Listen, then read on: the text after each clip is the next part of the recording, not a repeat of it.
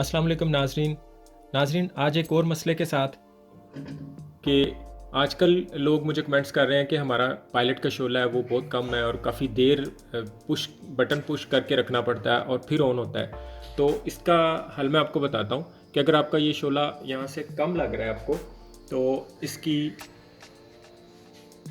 ये फ्रंट पे इसके यहाँ ये सेटिंग होती है इस पेज की। ये नाज़रीन यहाँ पे इसके यहाँ ये वाला पेज होता है, ये वाला पायलट की सेटिंग का पेज होता है। अगर आपका इस तरह बगैर ये ऊपर वाला टॉप खोले पेज नज़र आ रहा है तो इस फ्लैट पेचकस के ज़रिए आप इसकी सेटिंग कर सकते हैं।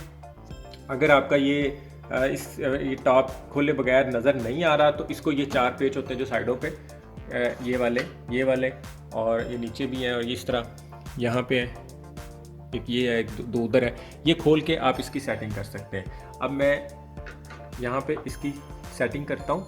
आप इसको क्लॉकवाइज घुमाएंगे तो पायलट का शोला कम होगा, एंटी क्लॉक घुमाएंगे तो पायलट का शोला तेज़ होगा।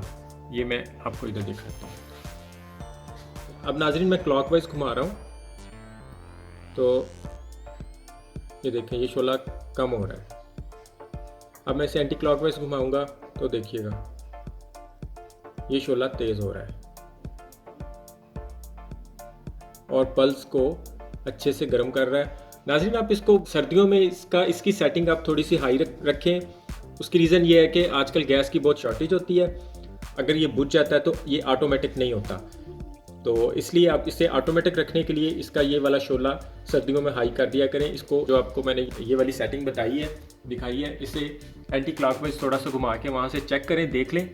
और अगर वो शोला वहाँ से तेज़ हो जाता है, जब तेज़ कर दें, बहुत ज़्यादा तेज़ भी नहीं करना क्योंकि उसमें फिर एयर आती है, एयर से शोला आपका वो खुद ब खुद भी बुझ जाता है।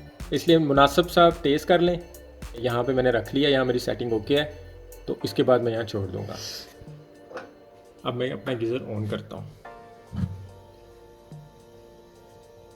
और मेरा गीज़र बहुत अच्छे से चलने लग गया है। नाज़रीन आज के लिए इतना ही। बहुत बहुत शुक्रिया, अपना ख्याल रखिएगा। अल्लाह हाफ़िज़।